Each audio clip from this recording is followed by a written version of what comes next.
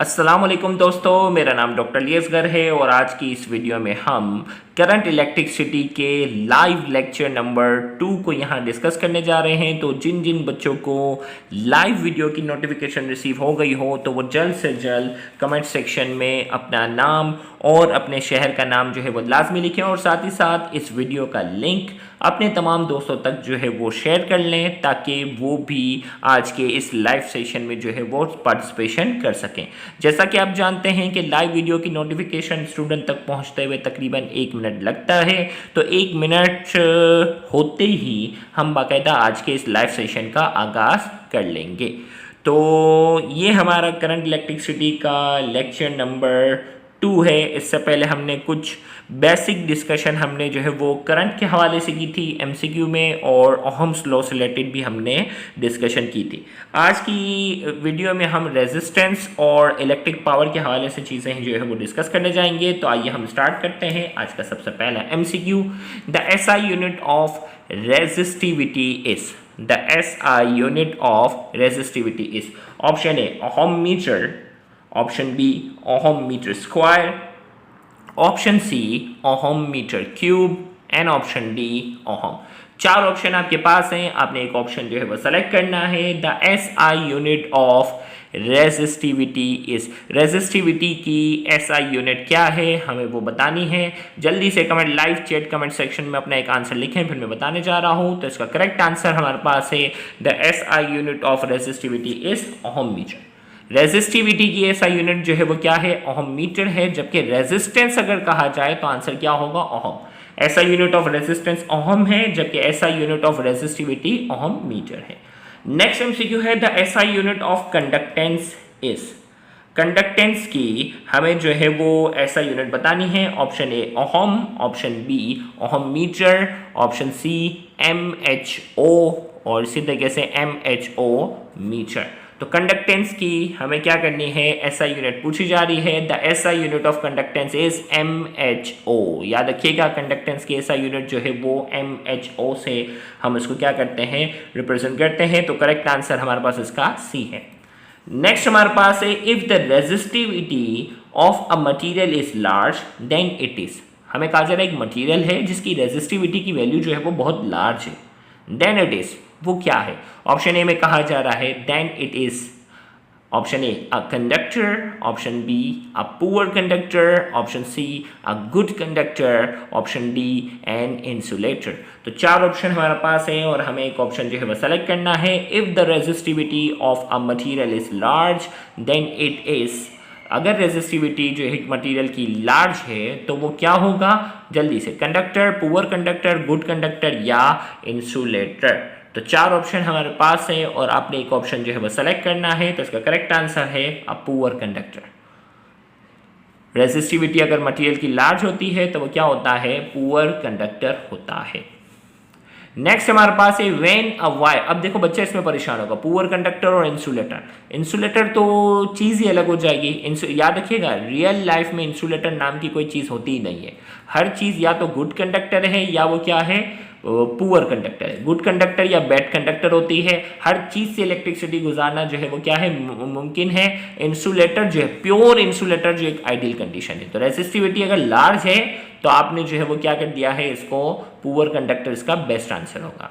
Next हमारे पास है when a wire of resistance R is cut into 2 equal parts then resistance of each wire is. भाई एक wire है जिसकी रेजिस्टेंस आर थी, उसको हमने क्या कर दिया है, कट कर दिया। 2 इक्वल पार्ट, 2 बराबर वाले हिस्सों में हमने कट कर दिया। Then resistance of each wire, then resistance of each wire, एक वायर की रेजिस्टेंस क्या होगी। ऑप्शन ए में कहा जा रहा है डबल, ऑप्शन बी में कहा जा रहा है remains the same, option C में कहा जा रहा है इज हाफ और ऑप्शन डी में कहा जा रहा है इज 1/4। 4 ऑप्शन हमारे पास जो है वो इस वक्त स्क्रीन पर मौजूद है और आपने एक ऑप्शन जो है वो सेलेक्ट करना है।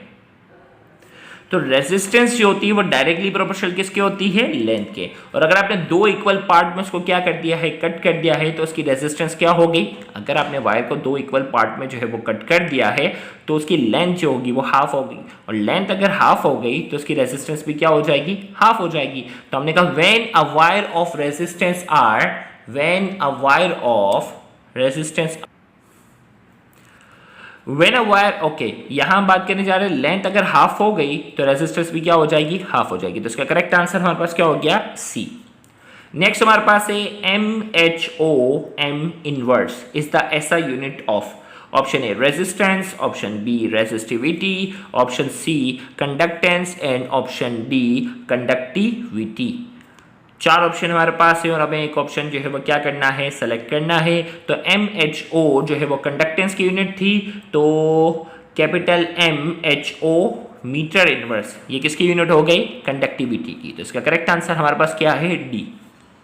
नेक्स्ट हमारे पास एमसीक्यू इस वक्त हमारे सामने स्क्रीन पर मौजूद है।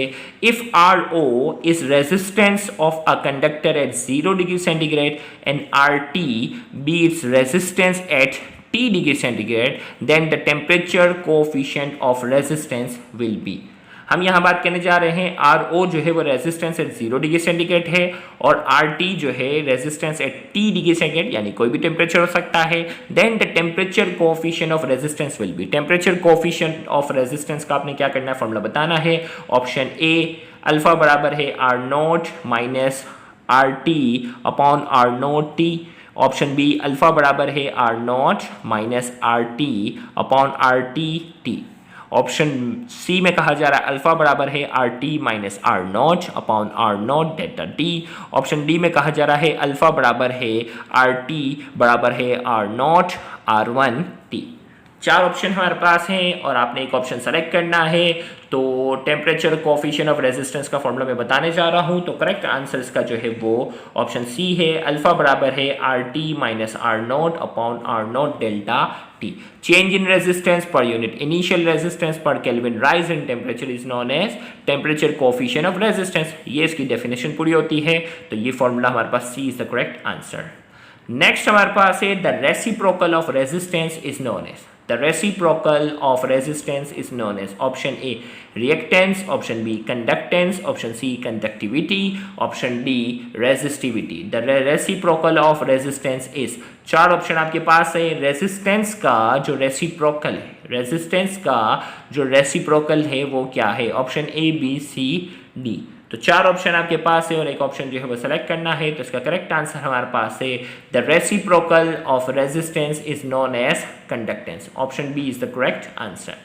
नेक्स्ट हमारे पास है resistance and resistivity of a substance, resistance and resistivity of a substance. Option A increase with rise in temperature, option B decreases with rise in temperature, option C remains same at every temperature and D increases at high voltage। तो चार option आपके पास है। Resistance और resistivity की बात हो रही है। चार ऑप्शन में से एक ऑप्शन मोस्ट सुटेबल ऑप्शन जो है वो आपने क्या करना है, सेलेक्ट करना है, resistance and resistivity of a substance. तो इन चार ऑप्शन में से आपने क्या करना है, एक ऑप्शन जो है वो सेलेक्ट करना है। तो करेक्ट आंसर हमारे पास है increases with rise in temperature. Resistance and resistivity of a substance increases with rise in temperature. Option A is the correct answer. Next हमारे पास है resistivity is, option A another word for resistance, option B depend on the cross sectional area of a conductor, option C another name for conductivity, and option D the reciprocal of resistance। चार option आपके पास हैं और आपने एक option जो है वो सेलेक्ट करना है, रेजिस्टिविटी इज। तो इन चारों में से एक ऑप्शन सेलेक्ट करें। तो फिर मैं रेजिस्टिविटी की डेफिनेशन बताऊंगा। क्या है रेजिस्टिविटी की, मैं आपको क्या करूंगा, डेफिनेशन बताऊंगा। तो रेजिस्टिविटी की हमारे पास डेफिनेशन क्या होती है, resistivity is the resistance of unit length and unit cross sectional area.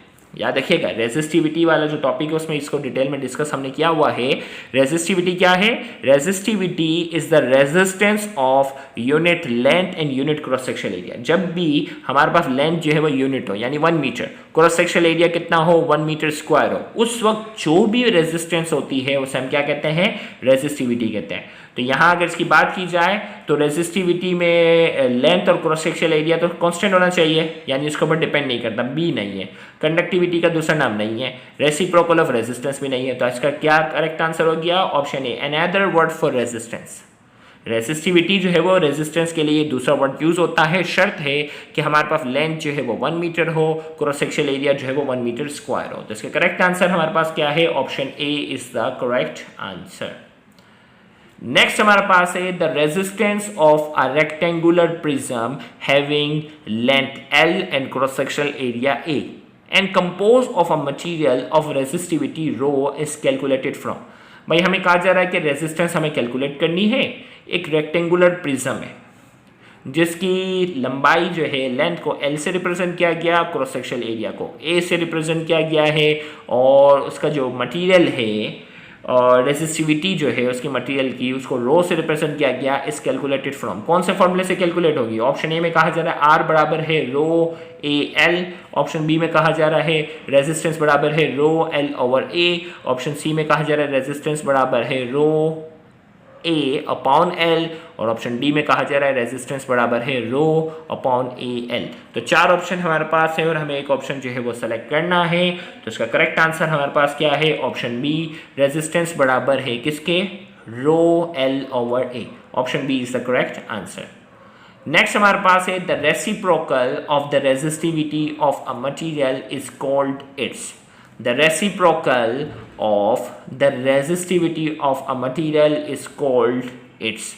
Option A impedance, option B conductivity, option C admittance and option D reactance. Why? तो 4 ऑप्शन हमारे पास है और आपने एक ऑप्शन जो है वो सेलेक्ट करना है, the reciprocal of the resistivity of a material. Resistivity का जो रेसिप्रोकल होता है वो क्या होता है? तो जल्दी से 4 ऑप्शन है, एक ऑप्शन सेलेक्ट करना है, बहुत ही आसान एमसीक्यू है ये। तो इसका करेक्ट आंसर हमारे पास क्या है, B conductivity. The reciprocal of the resistivity of a material is called its conductivity. Option B is the correct answer. Next हमारे पास है some material like dash and dash negative temperature coefficient. इनमें से कौन सा मटेरियल है जिसकी coefficient of temperature coefficient of resistance की जो वैल्यू है ना वो नेगेटिव में। याद रखिएगा ये बाकायदा डिस्कशन हो चुका है कि जिसकी टेम्परेचर कोफिशिएंट ऑफ रेजिस्टेंस की वैल्यू जो होती है ना प्लस में होती है, मतलब टेम्परेचर बढ़ाने से उसकी रेजिस्टेंस में क्या हो जाता है, इजाफा होता है। और जिसकी टेम्परेचर कोफिशिएंट ऑफ रेजिस्टेंस की वैल्यू किस में होती है, माइनस में होती है, तो इसका मतलब क्या होता है कि टेम्परेचर बढ़ाने से उसकी रेजिस्टेंस में क्या आ जाती है, कमी आ जाती है। तो हमें कहा जा रहा है some material like dash and dash. इस डैश में कौन सा मटेरियल आना चाहिए, इस डैश में कौन सा मटेरियल आना चाहिए? ऑप्शन ए में कहा जा रहा है iron and silicon, option B में कहा जा रहा है germanium and silicon, option C में कहा जा रहा है जर्मेनियम एंड आयरन, और ऑप्शन डी में कहा जा रहा है नन। तो 4 ऑप्शन हमारे पास है और हमें एक ऑप्शन जो है वो सेलेक्ट करना है कि कौन से मटेरियल है जिसके टेम्परेचर कोफिशिएंट की वैल्यू जो होती है वो नेगेटिव में होती है। तो करेक्ट आंसर मैं बताने जा रहा हूँ, आप एक ऑप्शन सेलेक्ट कर लें। तो इसका करेक्ट आंसर हमारे पास जो है वो B, germanium and silicon. Germanium और सिलिकॉन की जो टेम्परेचर कोफिशिएंट की जो वैल्यू होती है वो माइनस में होती है, क्योंकि ये दोनों क्या है, सेमीकंडक्टर। याद रखिएगा सेमीकंडक्टर का टेम्परेचर बढ़ाने से, सेमीकंडक्टर का टेम्परेचर बढ़ाने से उसकी जो रेजिस्टेंस होती है वो कम हो जाती है। तो लिहाजा इसकी टेम्परेचर कोफिशिएंट की जो वैल्यू होगी वो क्या होगी, टेम्परेचर कोफिशिएंट की जो वैल्यू होगी वो नेगेटिव में होगी। तो इसका करेक्ट आंसर हमारे पास क्या है, B, germanium and silicon is the correct answer. Next हमारे पास है the fractional change in resistivity per unit original resistivity per kelvin is known as. Option A temperature coefficient of resistance, option B temperature coefficient of conductance, option C temperature coefficient of conductivity and option D temperature coefficient of resistivity। तो 4 option हमारे पास है और हमें एक option जो है वो सेलेक्ट करना है। देखते हैं करेक्ट आंसर कितनों का आता है। The fractional change in resistivity per unit original resistivity per kelvin is known as. तो 4 ऑप्शन हमारे पास हैं और हमें एक ऑप्शन जो है वो सेलेक्ट करना है। देखते हैं करेक्ट आंसर जो है वो कितने स्टूडेंट का आता है। तो इसका करेक्ट आंसर मैं बताने जा रहा हूँ। उसका करेक्ट आंसर हमारे पास है option D, temperature coefficient of resistivity. इसका करेक्ट आंसर क्या है, option D, temperature coefficient of resistivity is the correct answer. Next हमारे पास है on increasing the length of the wire specific resistance of the wire. हमें कहा जा रहा है on increasing the length of the wire, wire की length को हम बढ़ाएंगे, specific resistance of the wire. Specific resistance पर क्या फर्क पड़ेगा? ऑप्शन ए में कहा जा रहा है decreases, option B remain unchange, option C increases and option D first increase and then decrease. याद रखिएगा स्पेसिफिक रेजिस्टेंस की सबसे पहले हमें समझना होगा डेफिनेशन को।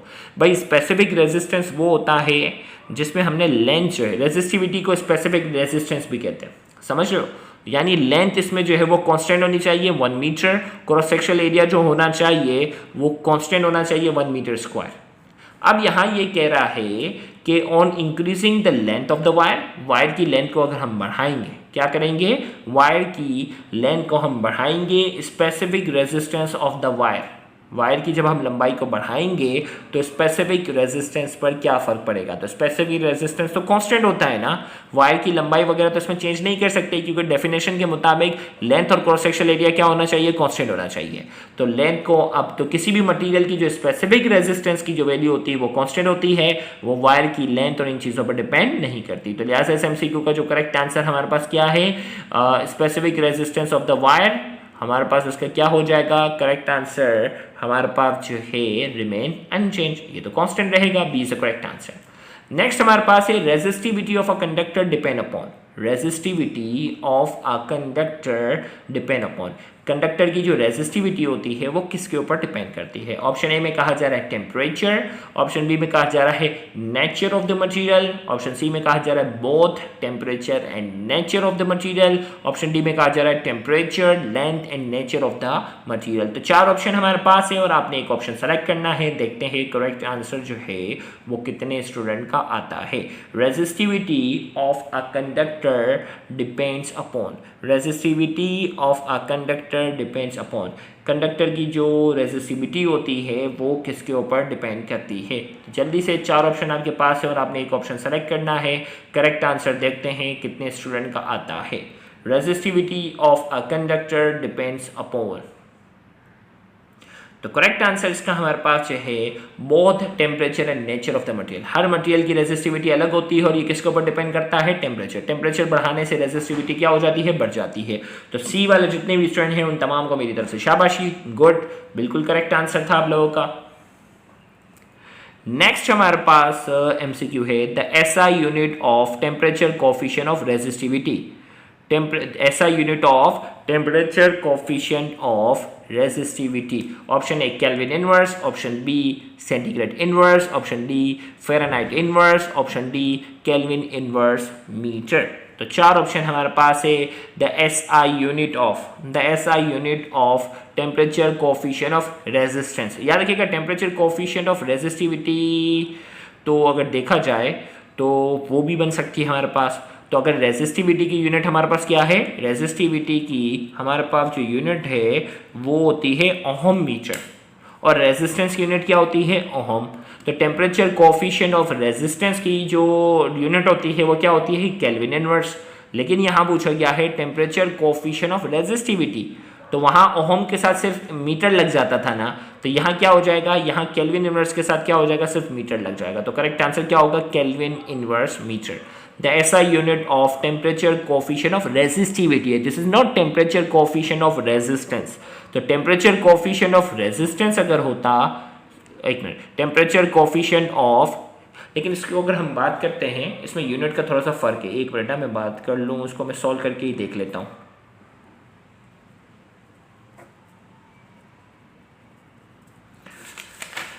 भाई इसका फॉर्मूला ये है ना, एक मिनट, शायद मुझे लगा कि ओके अब देखो ये था ओहम और केल्विन, और अगर रेजिस्टिविटी वाला लेंगे तो change in resistivity per unit initial resistivity per kelvin, तो ओहम मीटर और ओहम मीटर कैंसिल हो जाएगा, सॉरी ये कैंसिल हो जाएगा, इसकी यूनिट भी सेम ही रहेगी। देखो टेम्परेचर कोफिशिएंट ऑफ रेजिस्टेंस की यूनिट क्या होती है? चेंज इन रेजिस्टेंस ओहम में लिया, इनिशियल रेजिस्टेंस को ओहम में लिया और चेंज इन टेम्परेचर को केल्विन में। ओहम से कैंसिल हो गया, केल्विन इनवर्स हो गया। अब रेजिस्टिविटी की बात करेंगे, change in resistivity per unit initial resistivity per kelvin rise in temperature. तो change in resistivity ohm metre में है, इनिशियल रेजिस्टिविटी ओहम मीटर में और चेंज इन टेम्परेचर केल्विन में। ओहम मीटर से क्या हो गया? कैंसिल हो गया, फिर पीछे क्या बचा? Kelvin inverse. तो लिहाजा इसकी यूनिट भी हमारे पास जो है, इसकी यूनिट भी हमारे पास क्या है? केल्विन इनवर्स ही है। तो इसमें कन्फ्यूजन ना क्रिएट कीजिएगा, यहाँ इसका करेक्ट आंसर हमारे पास जो है वो option A is the correct answer. Next हमारे पास है inspector can check the reliability of a concrete bridge made with, option A silver fibre, carbon fibre, option C gold fibres and option D aluminium fibre. हमें कहा जा रहा है कि जो इंस्पेक्टर होता है ना, जो तहकीक करने वाला होता है, वो कंक्रीट ब्रिज की रिलायबिलिटी किससे चेक करता है? कंक्रीट ब्रिज की रिलायबिलिटी जो है वो किससे चेक करता है? वो कार्बन फाइबर से चेक करता है। ये बिल्कुल नई बात होगी आपके लिए, तो option B is the correct answer. Concrete के अंदर जो है वो कार्बन फाइबर को दाखिल किया जाता है और कार्बन फाइबर से क्या हो जाता है कि इसकी श्रिंकेज की अगर हम बात करते हैं कि श्रिंक होने में जो है ना, जैसे होता है ना मटेरियल टेम्परेचर बढ़ाते हैं तो वो एक्सपेंड हो रहा होता है, और इसी तरीके से सर्दी के मौसम में कंस्ट्रक्ट हो रहा होता है, तो कार्बन फाइबर जो होते हैं वो बाकायदा क्या करते हैं, इसकी मजबूती में क्या करते हैं, हेल्प करते हैं। तो इसकी कंक्रीट ब्रिज की जो रिलायबिलिटी होती है वो परसेंटेज ऑफ कार्बन फाइबर से क्या करते हैं, जज की जाती है। नेक्स्ट हमारे पास है the substance whose resistance decreases with increase in temperature have these temperature coefficient. हमें कहा जा रहा है वो सब्सटेंस जिसकी रेजिस्टेंस क्या होती है, डिक्रीज हो जाती है with increase in temperature, temperature बढ़ाने से उसकी रेजिस्टेंस क्या हो जाती है, कम हो जाती है, हैव डेज टेम्परेचर कोफिशिएंट। उनकी टेम्परेचर कोफिशिएंट क्या होगी? ऑप्शन ए में कहा जा रहा है नेगेटिव, ऑप्शन बी में कहा जा रहा है पॉजिटिव, ऑप्शन सी में कहा जा रहा है जीरो और ऑप्शन डी में कहा जा रहा है इनफाइनाइट। याद रहे इससे पहले ये वाली बात जो है वो क्या हो चुकी है, डिस्कस हो चुकी है। उसमें मैंने आपको बताया था ना कि वो चीज़ें जिनका टेम्परेचर बढ़ाने से उसकी रेजिस्टेंस कम हो जाती है, उसकी टेम्परेचर कोफिशिएंट की वैल्यू जो होती है वो नेगेटिव में होती है, और वो तमाम चीज़ें जिनकी टेम्परेचर बढ़ाने से रेजिस्टेंस बढ़ जाती है उसकी टेम्परेचर कोफिशिएंट की वैल्यू जो होती है वो प्लस में होती है। तो यहाँ सवाल जो हमें पूछा जा रहा है the substance whose resistance decreases with increase in temperature, जिसकी रेजिस्टेंस जो है वो क्या हो जाती है, डिक्रीज होती है with increase in temperature, have dash temperature coefficient, उसकी टेम्परेचर कोफिशिएंट की वैल्यू क्या होगी? ऑप्शन ए में कहा जा रहा है नेगेटिव, ऑप्शन बी में कहा जा रहा है पॉजिटिव, ऑप्शन सी में कहा जा रहा है जीरो और ऑप्शन डी में कहा जा रहा है इनफाइनाइट। तो हमारे पास जो है वो 4 ऑप्शन है और आपने एक ऑप्शन जो है वो क्या करना है, सेलेक्ट करना है। तो इसका करेक्ट आंसर हमारे पास है option A negative is the correct answer. बहुत ही आसान सवाल था। इसी तरीके से नेक्स्ट एमसीक्यू है the resistance of silicon decreases with. भाई सिलिकॉन की जो रेजिस्टेंस होती है ना वो डिक्रीज होती है with, option A increase in temperature, option B decrease in temperature, option C increase in viscosity, option D decrease in velocity का, बल्कि विस्कोसिटी करना चाहते ये वेलोसिटी लिख दिया।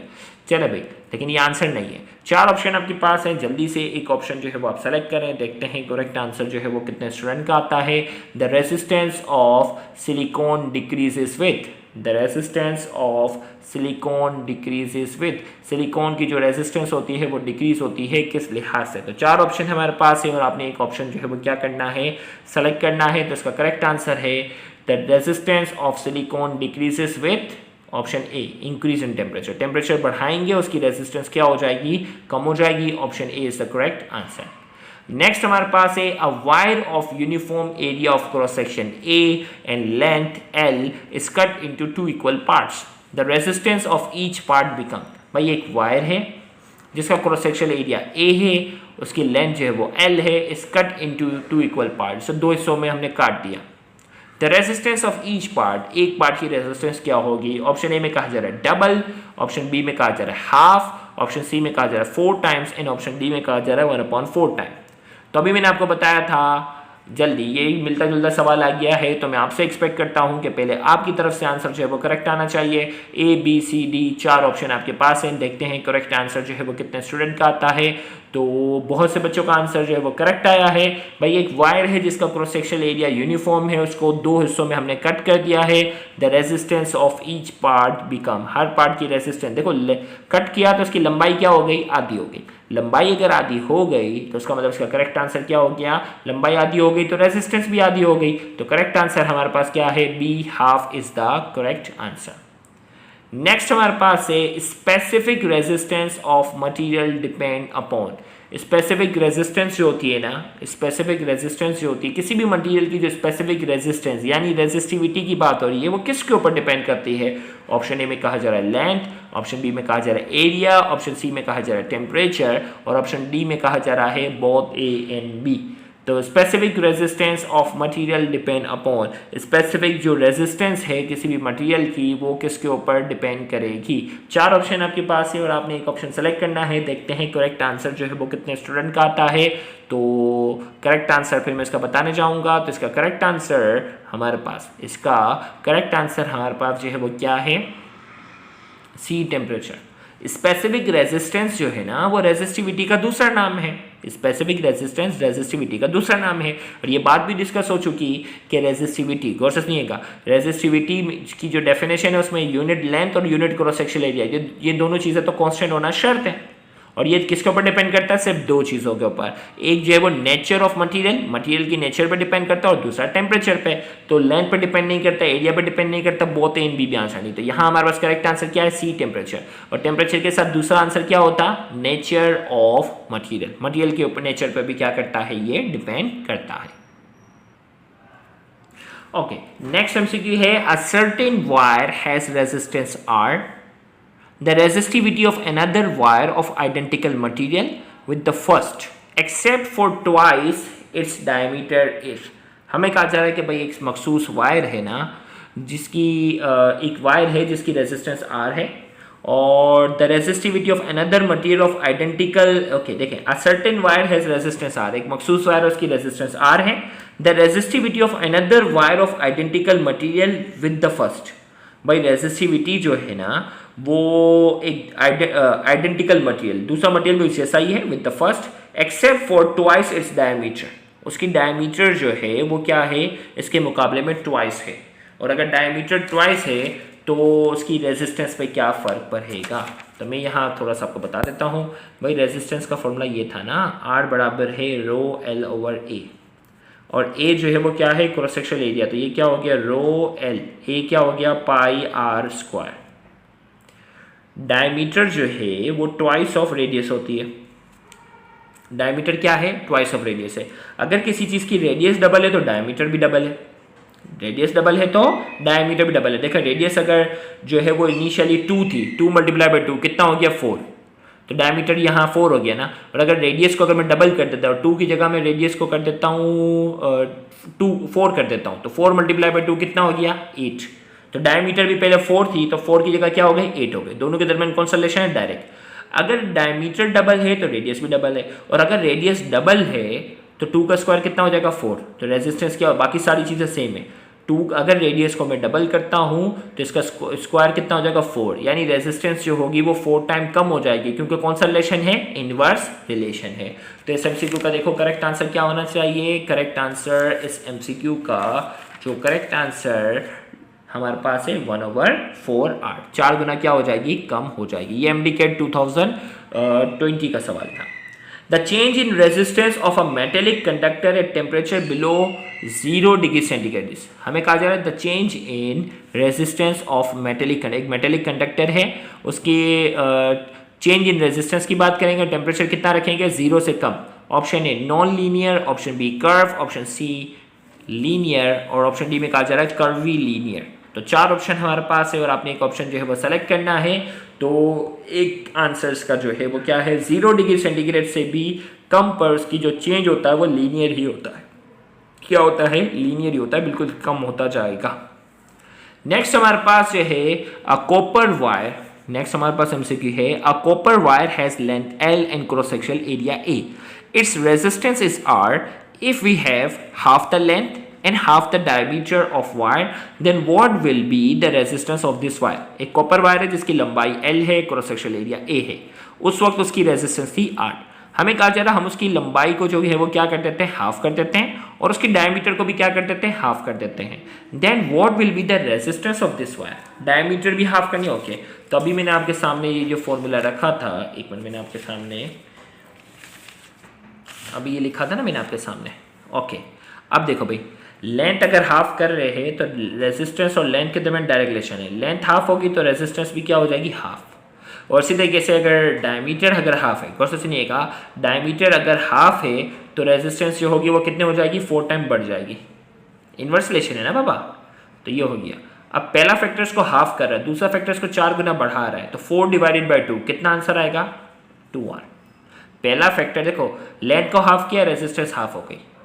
डायमीटर को अगर हाफ किया तो रेजिस्टेंस 4 गुना क्या हो गए, बढ़ गए, क्योंकि स्क्वायर का रिलेशन है। ओके, अब पहला फैक्टर्स को आधा कर रहा है, दूसरा फैक्टर्स को 4 गुना बढ़ा रहा है, तो 4 डिवाइडेड बाई 2 आंसर क्या आ जाएगा, 2r। तो इसका करेक्ट आंसर हमारे पास क्या हो गया, इसका करेक्ट आंसर हमारे पास है C2r is the correct answer. चलें भाई, ओके, फिर इसके बाद a wire is compress and its radius become 2r then its resistance will be. एक वायर को कंप्रेस किया, उसकी रेडियस जो होगी वो 2r हो गई, अब उसकी रेजिस्टेंस क्या होगी, 2r। रेडियस डबल हो रही है, 2 का स्क्वायर कितना हो गया, 2 का स्क्वायर कितना हो गया, 4, यानी उसकी रेजिस्टेंस क्या हो जाएगी, देखिए वायर है, इसको कंप्रेस किया, उसकी रेडियस जो होगी वो डबल हो गई। रेडियस अगर डबल होगी तो स्क्वायर का रिलेशन है, और रेजिस्टेंस क्या हो जाएगी, 4 गुना कम हो जाएगी। तो करेक्ट आंसर क्या हो गया, 1/4। ये भी क्या है, MDCAT 2020 का सवाल है। तो आज के ये लाइव सेशन का जो है वो आधे घंटे का ड्यूरेशन जो है वो मुकम्मल हो गया, जिसमें हमने रेजिस्टेंस के हवाले से MCQ को डिस्कस किया। अगर आप इंट्री टेस्ट की तैयारी करते हैं, चाहे वो ECAT की हो या MDCAT की हो, तो हम आपको सजेशन देंगे कि आप रजिस्टर्ड ग्रुप का हिस्सा लाजमी बने। रजिस्टर्ड ग्रुप में पिछले 3 सालों से जो हज़ारों की तादाद में हम MCQ एक्सप्लेन कर चुके हैं, उन तमाम MCQs की एक्सप्लेनेशन आपको प्रोवाइड की जाती है, साथ ही साथ तमाम टॉपिक्स पर जो है वो लेक्चर्स प्रोवाइड किए जाते हैं, साथ ही साथ वीकली बेस पर आपके पास कई ऑनलाइन टेस्ट होते हैं, और कोर्स के एंड पे 50 ऑनलाइन रिवीजन टेस्ट भी जो है वो उसका हिस्सा है। तो मैं आपको सजेशन दूंगा कि आप रजिस्टर्ड ग्रुप का हिस्सा लाजमी बने। उम्मीद करते हैं आज का ये लाइव सेशन आपको पसंद आया होगा। Thank you very much. अल्लाह हाफिज़।